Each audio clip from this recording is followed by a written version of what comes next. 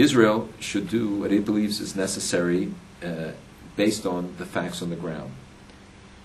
The United States says it will not negotiate with Syria because Syria has failed every test, and it has not taken a single step to indicate that it is serious about peace and about improving the situation in the region. It is enabling terrorists to cross its border to kill American soldiers in Iraq and allied soldiers in Iran.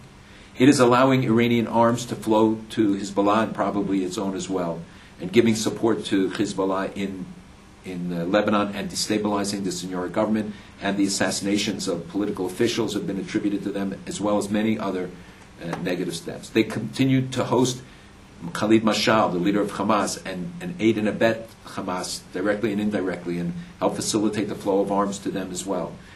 They also host 12 or 13 other of the terrorist organizations in Damascus. And they've done nothing to control them, to expel them. They have paid lip service to some of the resolutions, but in fact did not live up to any of the commitments, and certainly in the implementation of 1701 have done everything to sabotage it. So what basis would you then reward him with negotiations? And the United States says, if you are interested, and there have been backdoor communications, there are certainly indirect communications that are sufficient. If Mr. Assad wants to say that he's changed, like Gaddafi, when he wanted to signal it, he produced. And the West responded. Mr. Assad has not produced. And I don't see any reason why the United States. Now, Israel, as an independent country, has a right to pursue whatever avenue it determines. And the President of the United States said to Mr. Olmert during his visit, you do what you think is necessary, but we're not going to be the negotiators. Because he, like Prime Minister Olmert, recognized that the goal of Syria was to talk to the U.S., not to talk to Israel. If they want to talk to Israel, they know how to do it.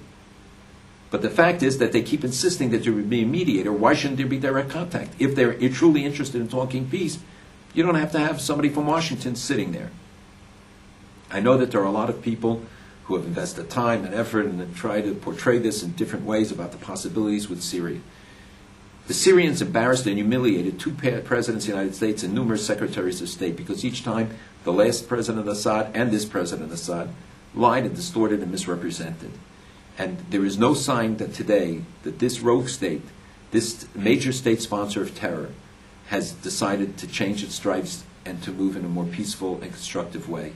And I think that that's really the criteria one has to use as to whether one should deal with them or not.